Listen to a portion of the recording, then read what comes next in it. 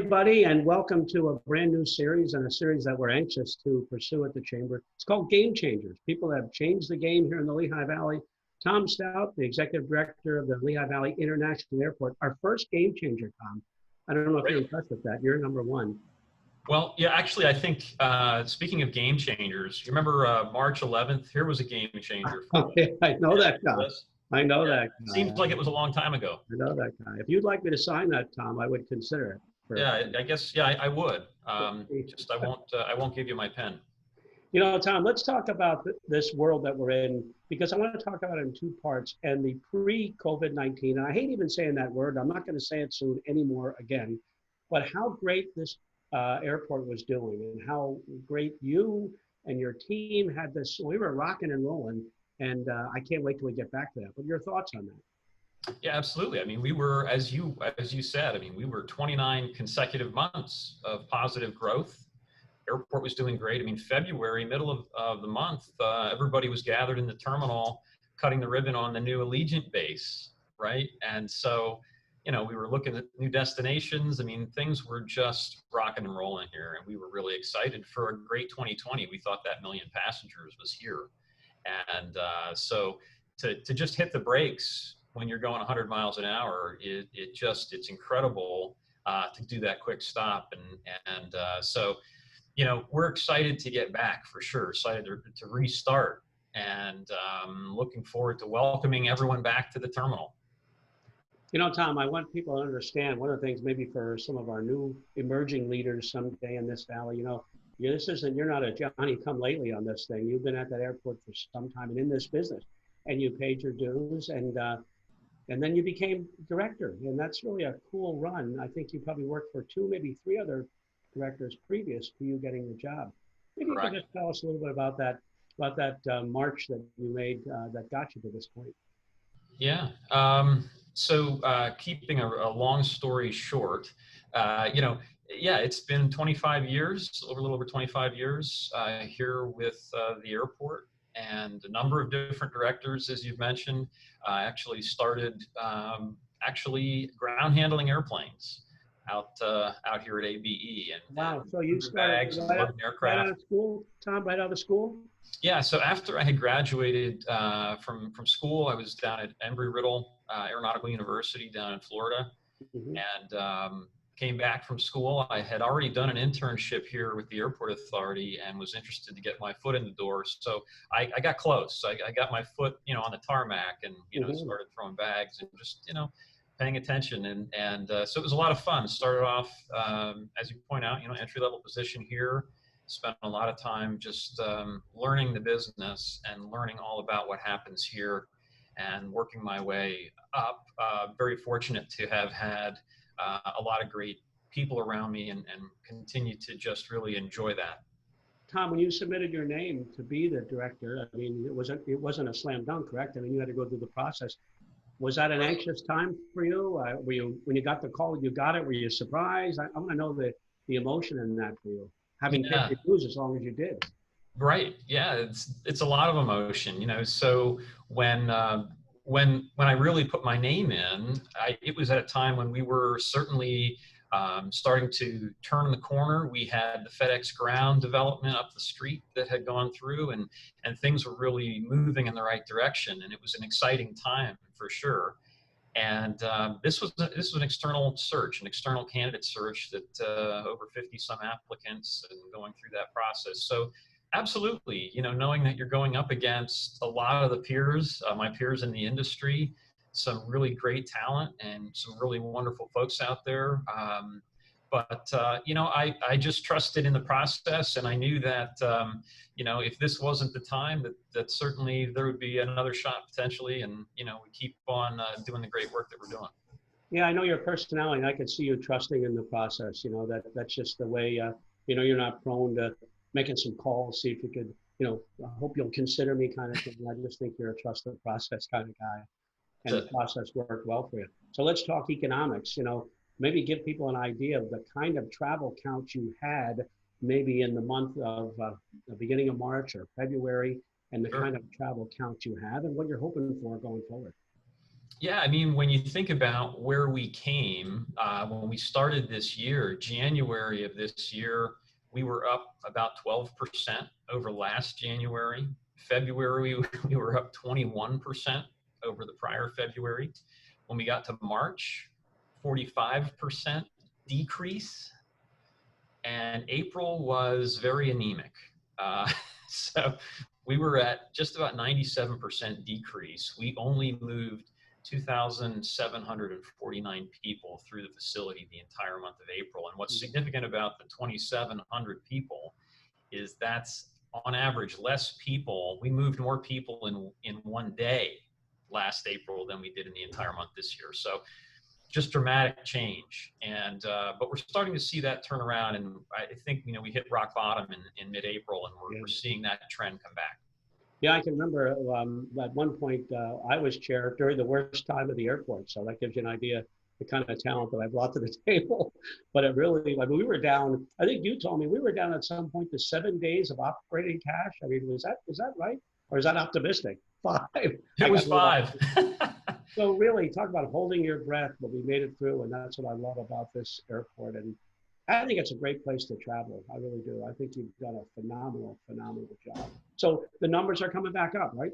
The numbers are. And so, you know, but, you know, the great thing is, you know, as an essential business, we continued to stay open, as you know, the entire time during the pandemic, during the stay-at-home order, you know, and we saw as few as 28 cars in our public parking lot. You know, in February, we had opened up an overflow parking lot, and we had that active and going because we had no more room.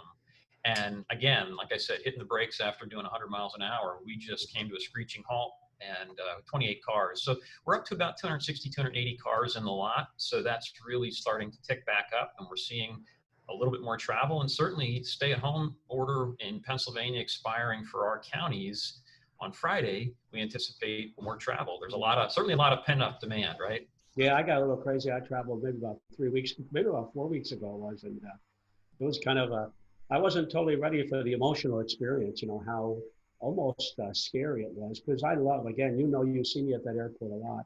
Absolutely. I love what they do.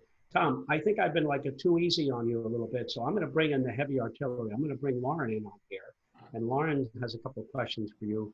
They're not going to be easy, Tom. I want to tell you ahead of time, they're not going to be easy, Tom. So, yeah, you know, stay tuned for that. All right. Hi, Tom. Thank you so much for joining us. Hey, like Lauren, Tony how said, are you? I have the hard-hitting questions for you, so I hope you're ready. I am. My peers and I are itching to travel as soon as it is ready and available. I know you said you've experienced a lot of pent-up desire to travel, so can definitely attest to that. Once we're past this phase of our lives, do you see any new destinations coming up for Lehigh Valley International Airport? You know, that's a great question. So talking to the airlines leading up to the pandemic, we were having some really good conversations. And it's really going to be interesting to see kind of where the carriers come from, you know, in terms of their recovery here. And while we still have all of those destinations, we still hear from you, Lauren, and folks from the chamber, all the great folks in the Valley where we'd like to get to. And we're still championing those causes. We've really quieted that at the moment and until we kind of move into recovery. But we haven't forgotten about some of those locations. And so we'll continue to have those conversations. So Tom, just a quick question. I know I asked you, then you can ask again, Lauren. I asked you several questions, and you never once said that's a great question. And Lauren asked one question, you went right to that's a great question. I always assumed it was a given. So. All right, fire away, Lauren. I know you got one more. I really enjoyed hearing your story of your journey at the airport. I was wondering if you had any advice for young professionals such as myself, as we're in the infancy stages of our careers. Yeah, I think, you know, certainly Tony's probably got way more good advice for this thing. But I think what I would say, since you've asked, is, you know, don't be too quick to jump ahead. It's always important to set your sights for the future, have a plan, have goals for sure. But it's important to focus on the job you're in and do more than you're asked to do. I think that's the other piece that I learned early on is the job description always has that little piece at the end that says, and all other duties as assigned. Don't be afraid of that. And you know, when you're given some additional tasks, don't be afraid to take a little initiative. And I think that goes a long way.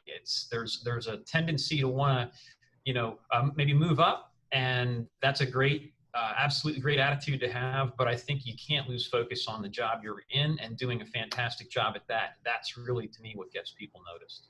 Thank you so much. Aside, Lauren. I'm sorry. Go ahead, Lauren. I was going to say thank you so much. I know, especially you talked about don't be afraid to go beyond the job description. I know in my role at the Chamber, I've had so many amazing opportunities through Tony to go far beyond the job description. So that's excellent advice, and I really appreciate it. Yeah, all kidding aside, that was a great question and a great answer. Because again, Tom, I know your personality, and you're a plotter. You paid your dues. You do it the right way, and it's really paid off. And maybe the last question is, maybe two real quick. Number one, how has that experience served you? In other words, you now see in a day, in a week, in a month, a lot of twists and turns, and your knowledge of the business and the dues that you paid came in pretty handy. Absolutely. Yeah, I really wouldn't trade it, trade the experience, trade the time, you know, because it's just, you know, it's invaluable to have that knowledge of the facility, the operation, understanding. And I think that's really been something that's maintained, you know, for me, the ability to kind of really take some tactical knowledge and apply it to the organization. But it really helps me strategically. And one of the things that I continue to remember is how many smart people and how many leaders I saw at some of the frontline ranks of our teams throughout the years. Because to me, a leader isn't necessarily a title or a position. It's how we take care of each other.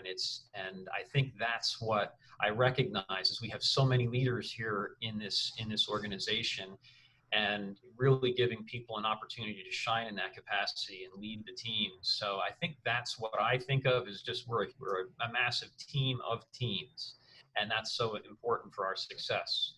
Yeah, one last thing, I'm gonna let Lauren sign us off real quick. Tom, your thoughts on, you know, because it's about the Chamber, we're about economics now. We think we got past the physical challenge with this. I don't want to get, you know, totally crazy about that, but we really have, in the sense that our hospitals aren't overwhelmed, and we're doing good. Your thoughts on the economy? I mean, you talk to, you know, different airlines, and you talk to passengers. Are you feeling good, optimistic? We have a percolating economy out there. How are you feeling about the future? Yeah, I think I am feeling absolutely better than from just a few weeks back. Just talking to the carriers, we're starting to see that some of those initial forecasts that they were presenting, they've sort of improved. And so that's really encouraging for us. We know that aviation and the air transportation system nationally here is a great underpinning for our economy. And, you know, when we have a vibrant system like that, it certainly feeds the economy. So same for our region. We want to be back in business, right? We want to get back, and we want to do some great connections here, and help Lauren find some new connections too, right? So we want to be able to get that restart going, and we're working on some initiatives to make sure we can keep everyone safe and healthy when we're doing that. But I think in terms of the economy, it is going to come back. I think people are excited to get back, and I think we can do it, but we need to do it safely. The virus is obviously still out there, going to be there for some time. And, you know, there's certainly going to be other things we're going to be thinking about. You know, the seasonal flu, don't forget, is still going to be out there at some point. And so all of those things are still out there. Are we going to be better protected because we're still, you know, instituting some of these safety measures? I think we will be. And I think now that we understand the virus a little better, we've gotten ahead of it medically in terms of flattening the curve. I think we have an opportunity to be smart about how we restart and get us back and moving again.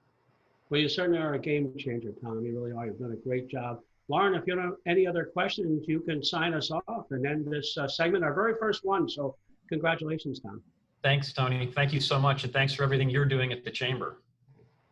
Well, thank you, Tony, for letting me join in on this conversation. And thank you, Tom, for engaging in this conversation with us. You do so much through the Lehigh Valley International Airport for our community throughout the Lehigh Valley. So we're really appreciative of your time. And we appreciate everyone who's logged in to join us and who's watching with us today. We'll see you next time.